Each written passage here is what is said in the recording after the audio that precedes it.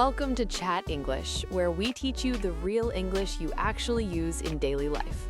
Today, we are looking at the single most embarrassing mistake you can make on your phone.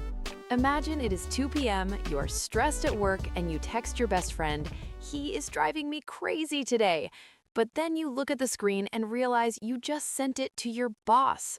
Your stomach drops. Total panic. I actually did this last year. I sent a message calling my manager honey because I thought I was texting my wife.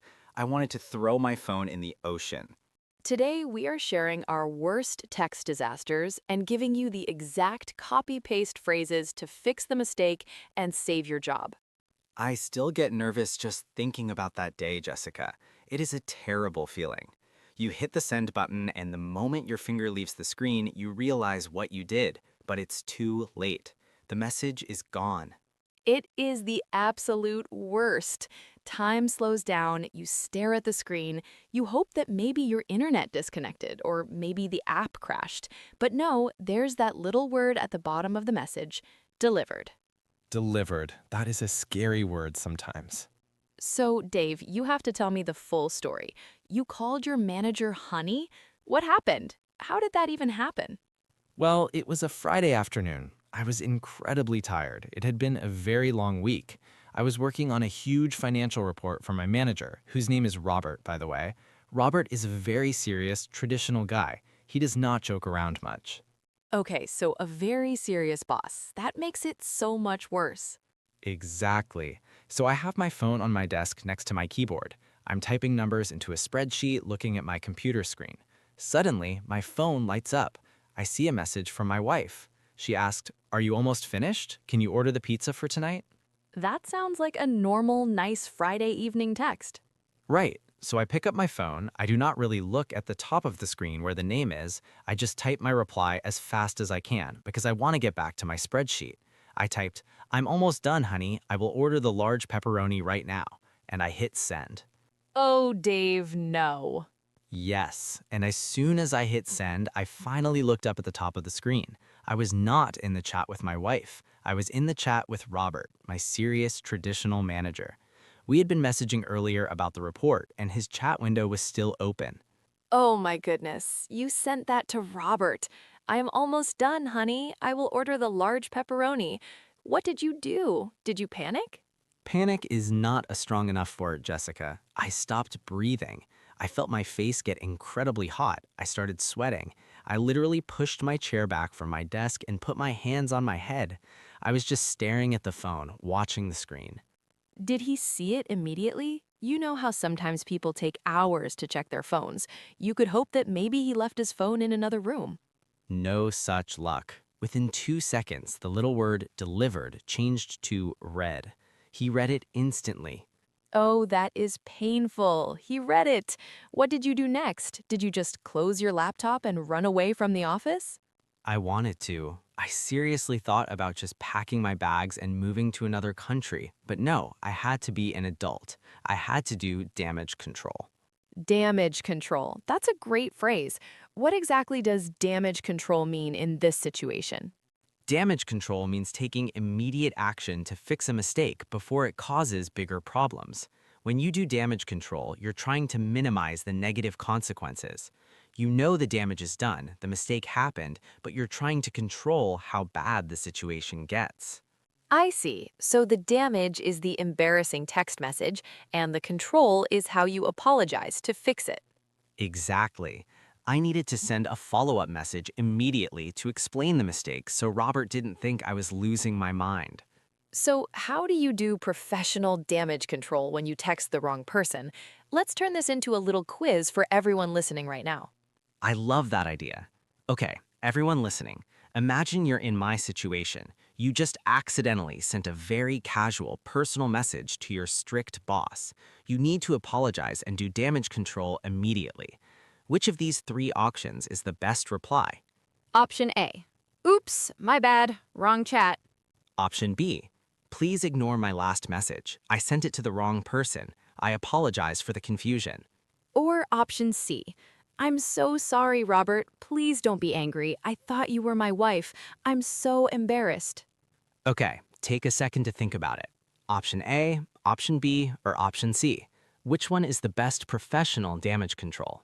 Let's break them down. Let's look at option A first. Oops, my bad, wrong chat. Dave, why might this not be the best choice for your serious boss, Robert? Well, option A is very natural and native speakers use it all the time, but it is extremely casual. Saying oops and my bad is perfect for your friends or your siblings. If I send a funny picture to my brother by mistake, I will just text oops, wrong chat. But for a serious manager, it sounds a little disrespectful. It sounds like you do not take the mistake seriously. That makes sense. My bad is slang. It means my mistake, but it is definitely too relaxed for a professional workplace environment. You want to maintain a respectful tone even when you make a silly error. Exactly. So what about option C? I am so sorry, Robert. Please do not be angry. I thought you were my wife. I'm so embarrassed. Option C is the opposite problem. It is way too emotional. When you make a professional mistake, you want to fix it calmly. If you send a message with 4 exclamation marks begging him not to be angry, you are making the situation feel like a massive disaster. It makes everything much more awkward than it needs to be. You are panicking in text form. Yes, over-apologizing is almost as bad as not apologizing at all. It makes the other person feel uncomfortable. They have to comfort you, which is weird for a boss to do. So that leaves option B. Option B. Please ignore my last message. I sent it to the wrong person. I apologize for the confusion. This is perfect. It's calm, it's clear, and it's polite. It really is the best way. Please ignore my last message gives them a direct instruction. It tells them that the information in the previous text is not for them, and they do not need to reply to it or worry about it. And the second part, I sent it to the wrong person, provides a very simple, logical explanation without sharing too many personal details. You do not need to explain that you were talking to your wife about pepperoni pizza. Just wrong person is enough information. And finishing with I apologize for the confusion is a great professional closing. It shows respect without sounding panicked. So that is exactly what I sent to Robert. I took a deep breath, typed option B, and hit send. And what happened? Did Robert reply? He did. About a minute later, he replied. He said, "No problem, Dave, but I prefer extra cheese, not pepperoni. Have a good weekend." He made a joke. The serious traditional manager made a joke about the pizza. That's fantastic.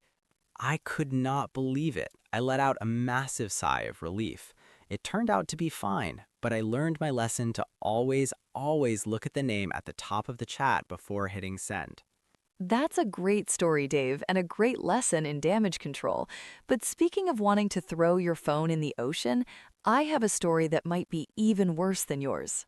Worse than calling your boss honey? I find that hard to believe, Jessica. What did you do? Well, have you ever taken a screenshot of a conversation or a picture on your phone because you wanted to share it with someone else? Oh, absolutely. I take screenshots all the time. Sometimes you see a funny comment or you want to show someone an outfit you saw online, so you take a picture of your screen. It's very common.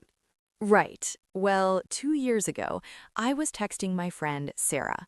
Now, I love Sarah, she's a great friend, but sometimes she makes very strange fashion choices. She likes to wear very unique, crazy clothes. I know people like that. They have their own distinct style. Exactly. So Sarah sends me a photo of herself in the mirror. She's wearing this giant, bright green hat. It looked like a giant green apple on her head. It was ridiculous. She texted me, "What do you think of my new hat for the summer?" Oh no, I can see where this is going, Jessica. Yes, I took a screenshot of her photo. My plan was to send the screenshot to my sister with a message saying, "Look at this crazy green hat Sarah bought. It's so huge." Okay, so you took the screenshot, then what happened? I tapped the little icon to share the screenshot. I quickly typed my message, "Look at this crazy green hat Sarah bought. It's so huge." And I hit send. You did not. Please tell me you did not send it to Sarah. I sent it to Sarah. because her chat window was the one open on my screen. When I hit share, the phone automatically selected her as the recipient. I sent Sarah a picture of herself along with a message making fun of her hat. Oh, Jessica, that's terrible. That's the ultimate text disaster, the screenshot betrayal. What did you do? You can't use professional damage control for that. You can't say, please ignore my last message when it's a picture of her. I know, I had total panic. Have you ever tried to do the airplane mode trick? The airplane mode trick, where you try to turn off your internet before the message finishes sending? Yes, as soon as I realized my mistake, I saw the little blue progress bar at the top of the screen. The picture was sending, but it was sending slowly because my internet connection was a little weak. So I swiped down on my screen and started frantically pressing the airplane mode button, trying to cut off my Wi-Fi and cell signal. I was tapping it so hard I thought I would break my screen. We have all tried the airplane mode trick in a moment of panic. Does it ever work? Never. It never works. By the time my phone actually switched to airplane mode, I heard the little whoosh sound. The message was sent. The worst sound in the world. So, what was your damage control? How do you save a friendship after that? Well, you were right that option B from our quiz does not work here. I could not be formal. I had to be honest and I had to use a casual fix. So I took a deep breath, turned my Wi-Fi back on, and sent another message. What did you say? I wrote, "Oops, wrong chat. I am so sorry, Sarah. I was trying to send that to my sister. But honestly, the hat is very big. I love you though." Wow, you just owned the mistake. You admitted it immediately. Yes, with friends, especially close friends, honesty is the best policy. If I tried to lie and say, "Oh, I was just testing my phone camera," she would know I was lying. By saying, "Oops, wrong chat," I admitted the error instantly. And how did she react? Was she angry? She sent back 3 laughing emojis. She said, "I know it is huge. That is why I love it. Your sister would hate it." She was totally fine with it. It was incredibly awkward for about 5 minutes, but because I used a casual, honest apology, we just laughed about it. That is a great outcome. Oops, wrong chat is the perfect casual phrase. It's light, it's friendly, and it explains the situation without making it a big drama. Exactly. And if you want to add one more sentence to make it even clearer with a friend, you can say, "Sorry, I meant to send that to someone else." It's a very natural phrase. I meant to send that to someone else. That is a highly useful phrase to remember. I meant to send that to someone else. You can use it for text messages, for emails, for links you share. It covers everything. So we've talked about sending the wrong message because we're tired and sending the wrong screenshot because we're moving too fast. But Dave, sometimes it's not our fault at all. Sometimes the phone makes the mistake for us. Ah, you're talking about autocorrect. Yes, autocorrect. It's supposed to be our helpful digital assistant fixing our spelling mistakes, but sometimes it's our worst enemy. It truly is. For those listening who might not know, autocorrect is the feature on your smartphone that automatically changes a word you're typing if the phone thinks you spelled it wrong. The problem is the phone does not understand context, so it will often change a completely normal word into something completely different and usually very embarrassing. I have so many autocorrect disaster stories. It happens constantly. It really does. I actually have a great autocorrect story from just last month. I was organizing a small get-together at my house to watch a football game with some friends. We have a group chat with about 6 guys in it. Okay, a group chat. Those are always dangerous for autocorrect. Very dangerous. We were organizing who was bringing what. One friend said he was bringing drinks. Another friend said he was ordering the pizzas. I wanted to tell the group that I would provide the small food items, like potato chips and pretzels. Right, the snacks. Exactly, the snacks. So I typed, "Do not worry, guys, I'm bringing the snacks." But I must have typed the letter A a little bit wrong, or missed a letter, because as soon as I hit send, my phone changed the word. What did it change it to? It changed it to snakes, plural, S-N-A-K-E-S. Snakes! You told your friends you were bringing snakes to a football party? Yes, the message in the group chat said, "Do not worry, guys, I'm bringing the snakes." That is so funny. What did your friends say? Oh, they attacked me immediately. One of my friends replied, "Dave, I'm not coming to your house if there are reptiles." Another friend sent a picture of a giant python. They thought it was hilarious. That is the perfect autocorrect fail. It changes the entire meaning of the sentence in a very absurd way. How do you fix an autocorrect mistake like that in English? Is there a specific way we correct ourselves in text messages? Yes, there is a very specific unwritten rule of texting in English when you need to correct a typo or an autocorrect mistake. You send a new message with just the correct word and you put an asterisk symbol right before it. Ah, the asterisk. That's the little star symbol on your keyboard. Exactly. So immediately after I sent the snakes message, I sent a second message that just said star snacks. That asterisk universally means this is what I actually meant to say in my previous message. That is a great tip.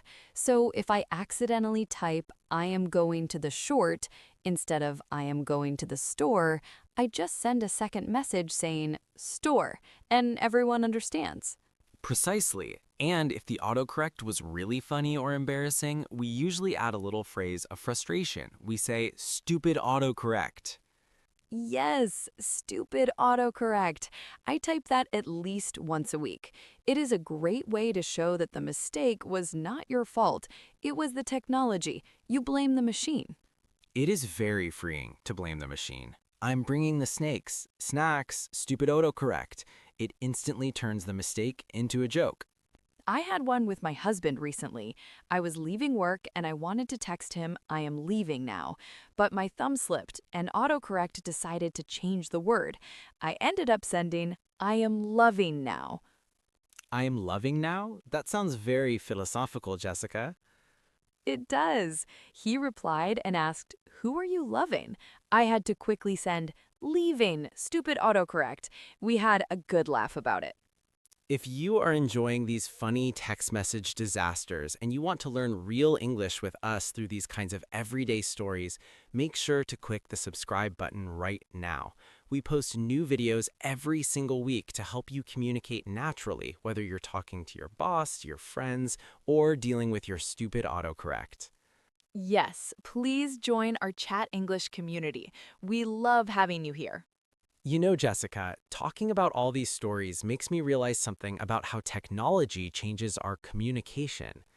What is that? Technology makes communication incredibly fast, almost too fast. We type faster than we think. We hit the send button before our brain has time to actually process who we are talking to and what we are saying. That is so true. In the past, if you wrote a letter to the wrong person, you had plenty of time to realize your mistake while you were writing the address on the envelope or while you were walking to the post office. Now it takes half a second and the damage is done permanently. It is dangerous. But there's also something I noticed about the grammar we use when we tell these stories. When we talk about making a mistake and realizing it later, we use a very specific pattern of past tenses. Did you notice that? I did notice that. It's a great grammar point for our listeners to recognize. When we tell these disaster stories, we're talking about two different actions that both happened in the past. One action happened first, and the second action happened after it. Exactly. And to make that timeline clear in conversational English, we mix the past simple tense with the past perfect tense. Let's look at a concrete example from your story about your boss, Dave. You said, I realized that I had sent the message to my manager. Right, let's break that down. I realized that is past simple. It is the moment my brain understood the problem.